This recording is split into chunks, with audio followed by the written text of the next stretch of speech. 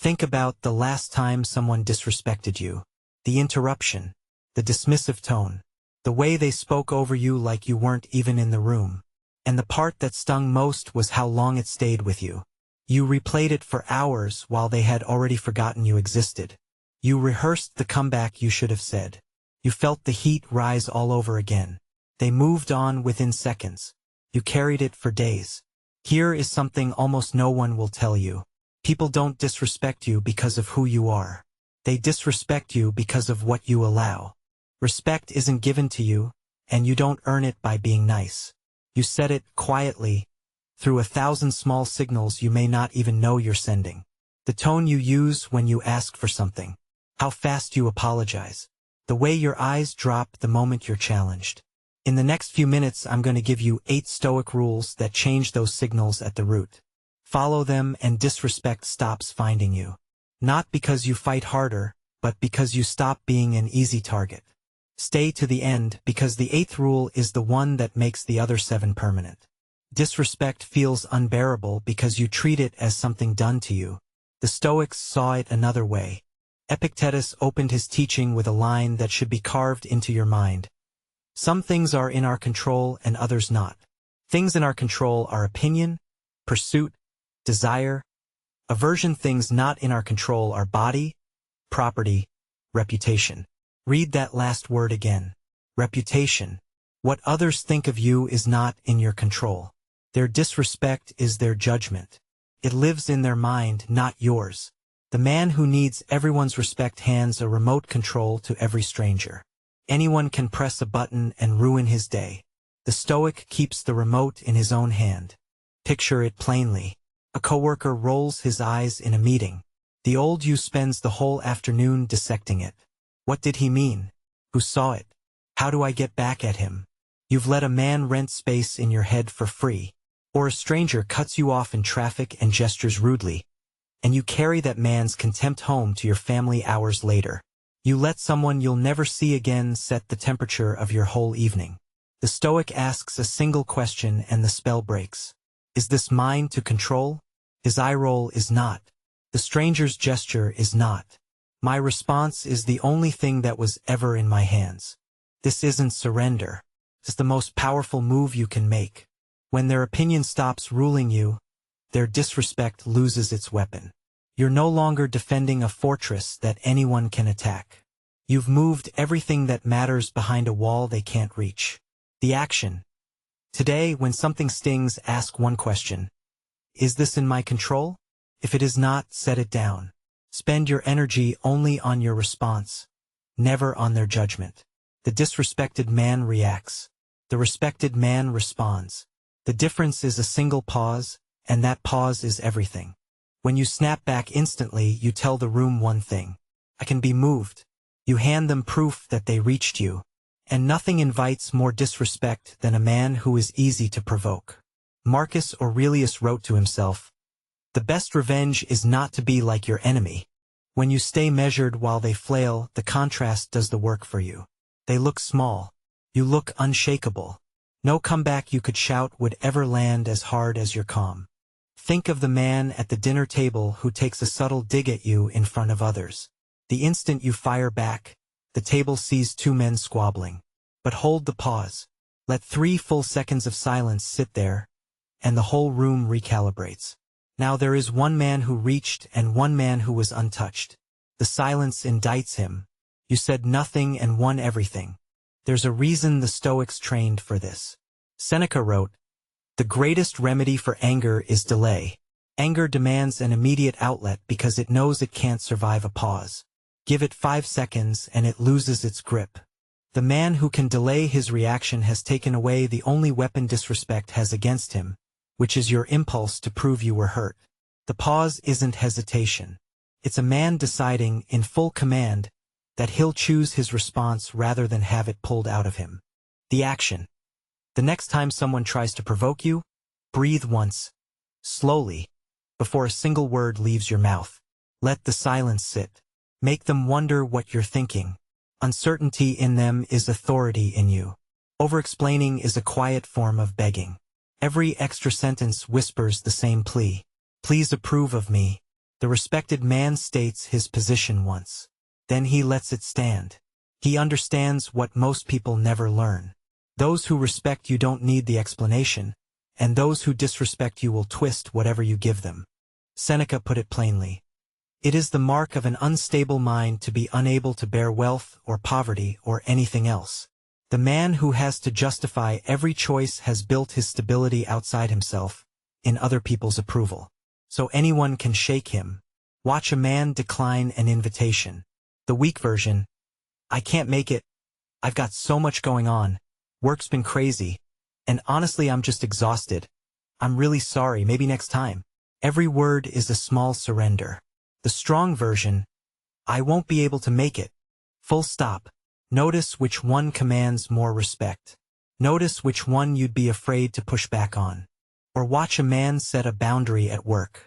The moment he says, I can't take that on right now, and then stacks 5 reasons on top of it, he's told everyone the boundary is up for negotiation. The reasons are an invitation to argue. The single sentence is a closed door. Epictetus warned against this hunger for approval directly. If you want to improve, be content to be thought foolish and stupid. The man willing to be misunderstood, willing to let a wrong impression stand rather than scramble to correct it, has cut the leash that other people use to pull him around. No is a complete sentence. So is a decision spoken once and never defended. The action. Next time you feel the urge to justify a boundary, stop after the first sentence. Don't fill the silence. Let it carry the weight. Watch how much more it commands. People test you to learn your limits. If your face reports every feeling, they read you in seconds, and anyone who can read you can move you. The Stoic flips it. He makes his standards loud and his emotions quiet. His standards are clear. Here is how I am treated. Here is what I will not tolerate. But his emotional reaction stays behind the wall the Stoics called the inner citadel, the part of outside event can storm. Marcus Aurelius. You have power over your mind, not outside events. Realize this, and you will find strength. The man whose anger you can't see is the man you can't manipulate. He gives you nothing to aim at. Consider a negotiation for a salary, a car, a deal of any kind. The moment your face lights up with how badly you want it, you've lost your leverage. The other side now knows exactly which button to press. But the man whose expression stays level gives them nothing to work with. They can't tell whether he'll walk, so they treat him like he might. Or picture the man being baited online or in a group chat. The one who fires back in all caps has shown the whole world he bled. The one who answers with a single flat line, or nothing at all, has shown that the arrow never found skin. Marcus, ruling an empire while being slandered and second-guessed every day, reminded himself, it never ceases to amaze me. We all love ourselves more than other people, but care more about their opinion than our own. The man who shows his emotion cares more about their opinion. The composed man has stopped giving it away. Composure isn't coldness. It's the discipline of feeling everything and broadcasting nothing. The action.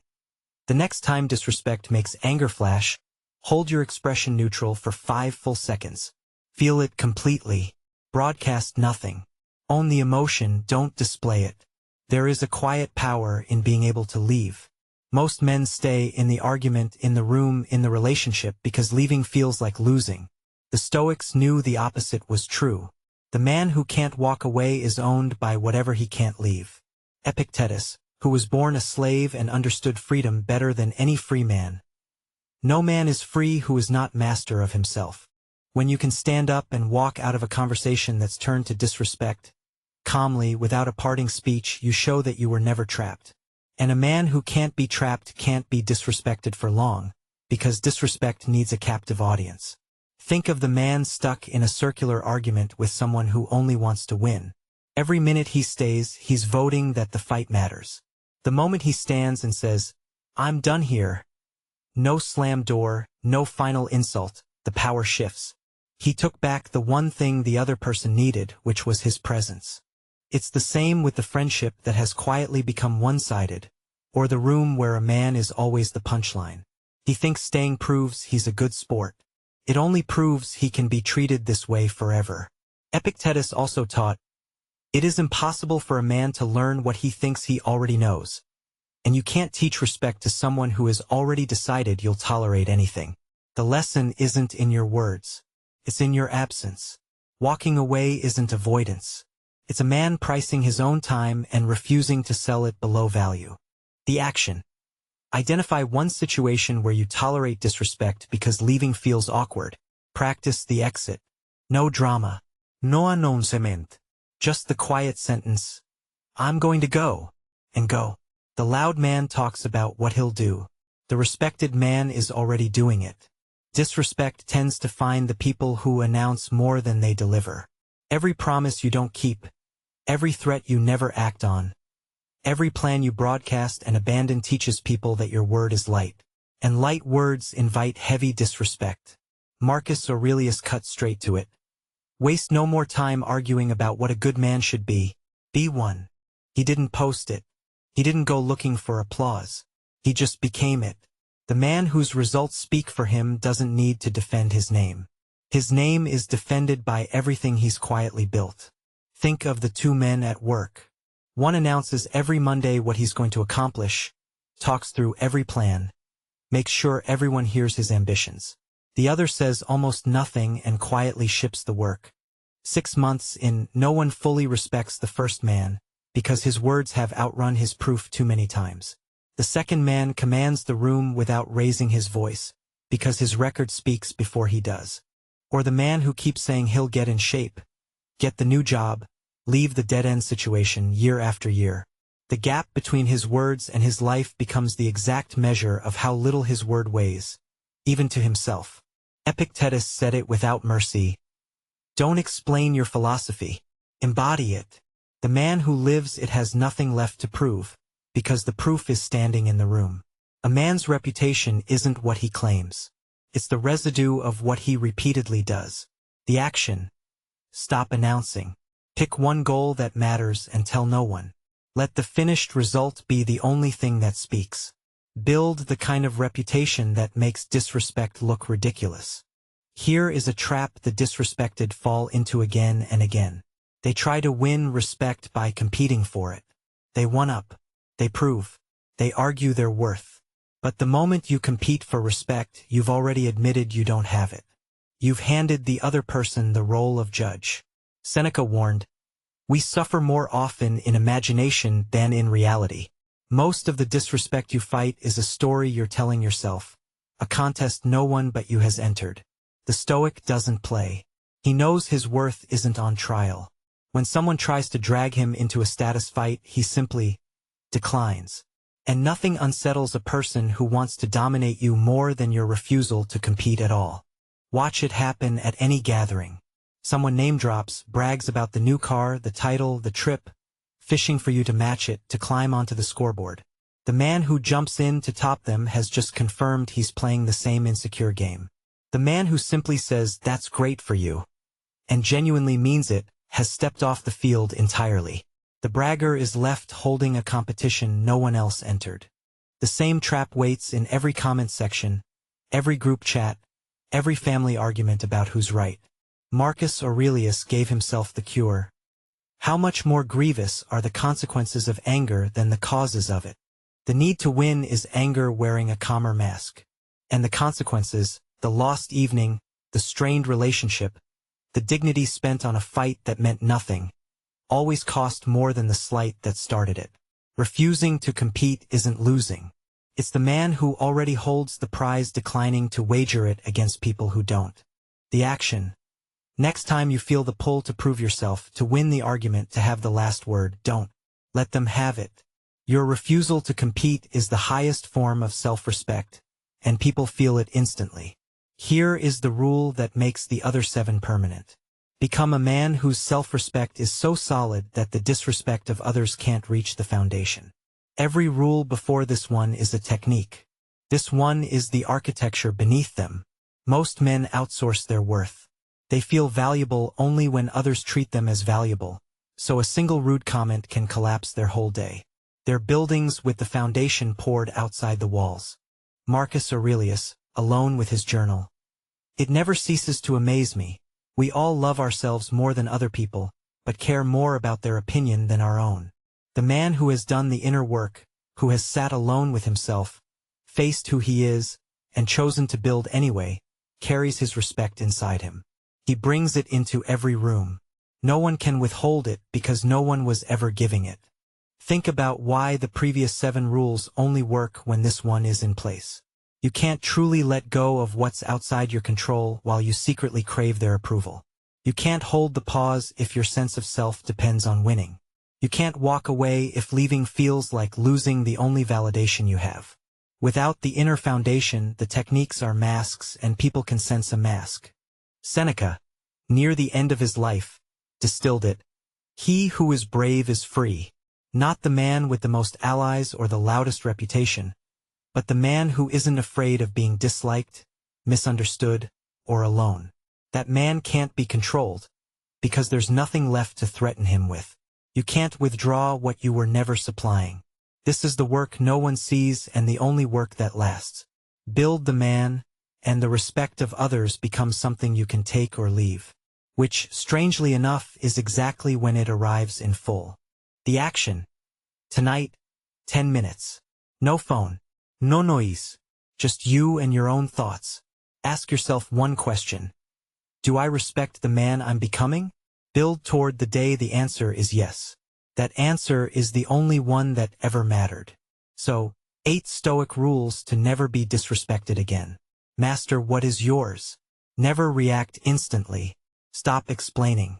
Make your standards loud and your emotions quiet. Walk away from what doesn't deserve you. Let your actions outweigh your words. Refuse to compete for respect. And build a self that no longer needs it. Notice what none of these asked of you. They didn't ask you to fight harder, or be louder, or win the argument, or intimidate anyone.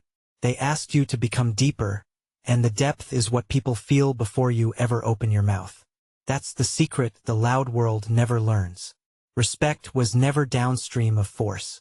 It was always downstream of self-possession. The man who has command over himself doesn't have to demand command over the room. The room gives it to him. If even one of these reached you, do one quiet thing for yourself. Subscribe, and let this channel be a small daily reminder to build your strength in silence. Practice the 8th tonight. 10 minutes. Just you and the question.